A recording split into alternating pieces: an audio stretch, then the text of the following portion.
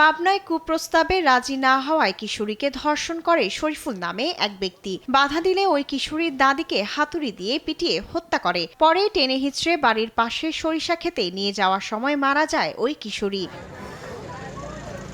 রোববার বিকেলে বাদ আসর শেষে বিদায় জানানো হয় তাদের। ঈশ্বরদী উপজেলার দাসুরিয়া ইউনিয়নের ভবানীপুর কেন্দ্রীয় কবরস্থানে দাফন সম্পন্ন হয় দাদি নাতনির। এলাকাবাসীর দাবি, গ্রেপ্তার হওয়া প্রধান আসামির দ্রুত বিচার নিশ্চিত করে সর্বোচ্চ শাস্তি দিতে হবে। নির্মমভাবে পাশবিক কায়দায় তাকে এবং তার দাদিকে হত্যা করা হয়েছে, এতে এলাকার মানুষ অত্যন্ত দুঃখিত, মর্মাহত।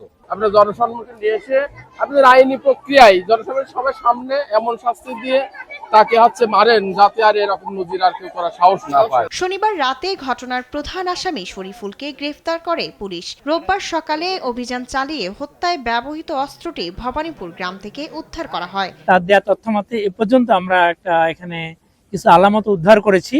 আমাদের আরো কিছু কাজ বাকি আছে। গত কয়েকদিন ধরে আসামির আচরণ এবং প্রতিবেশীর তথ্যের ভিত্তিতে তাকে গ্রেপ্তার করা হয় বলে জানান পুলিশ সুপার। মূল যে অপরাধী যে শরীফুল, তাকে আমরা গ্রেপ্তার করতে সক্ষম হই।